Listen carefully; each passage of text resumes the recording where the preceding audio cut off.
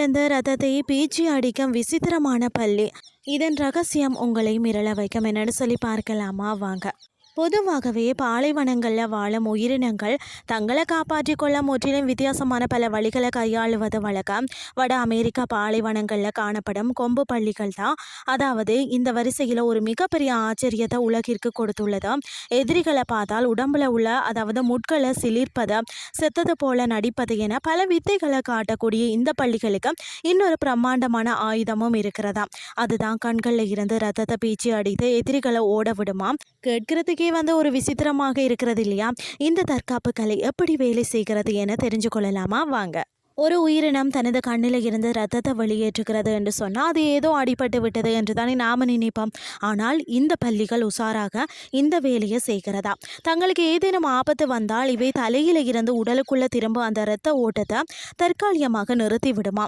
இதனால் பார்த்தீங்கன்னா கண்களுக்கு கீழே உள்ள இரத்த நாளங்களில் அழுத்தம் அதிகமாகி அது வெடித்து சுமார் 3 அடி தூரம் வரை ரத்தம் ஸ்பீடாக வெளியேறி பாயுமா. இது ஏதோ தற்செயலாக நடக்கும் நிகழ்வு கிடையாதுங்க. இந்த பள்ளிகள் தங்கள் எதிரியின் முகத்தை குறிவைத்து தான் இந்த ரத்தத்தை பீச்சி அடிக்கிறதா. ஆனால் பார்த்தீங்கன்னா இதனால் அந்த பள்ளியின் கண்ணுக்கு எந்த ஒரு நிரந்தர பாதிப்பும் வராது என்பது தான் இதில் உள்ள பெரிய ஹைலைட். இது போல் 17 நிமிடங்கள் 9 முறை ரத்தத்தை பீச்சி அடித்த பள்ளிகள் கூட எந்த ஒரு வழியும் இல்லாமல் சாதாரணமாக இருந்ததை ஆராய்ச்சியாளர்கள் வியந்து பதிவு செய்துள்ளனரா. இந்த பள்ளிகள் பார்த்தீங்கன்னா எல்லா விலங்குகளிடமும் இந்த ஆயுதத்தை பயன்படுத்துறது இல்லையா. பறவைகள் அல்லது மற்ற எலிகள் வந்தால் இவை ரத்தத்தை பீச்சி அடிக்கிறது இல்லையா.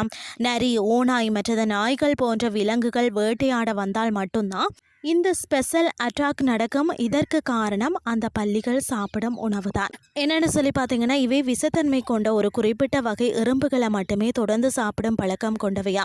அந்த எறும்புகளில் உள்ள ஒரு விதமான அதாவது கெமிக்கல் தான் இந்த பள்ளிகளின் ரத்தத்தில் அப்படியே கலந்து விடுமா. இதனால் இந்த பள்ளியின் ரத்தம் மிகவும் மோசமானதாக ஒரு வாசனையும் சுவையும் கொண்டதாக மாறிவிடுகிறதா. அந்த ரத்தம் நாய்களின் வாயில் அல்லது முகத்தில் பட்டவுடன் அந்த விசித்திரமான சுவையை தாங்க முடியாமல் தான் அவை முகத்தை செலுப்பி கொண்டு அங்கிருந்து தெரித்து ஓடிவிடுமா. பரிமாண வளர்ச்சி எப்போதுமே ஒரு மாபெரும் ஆச்சரியம் தான் இல்லையா.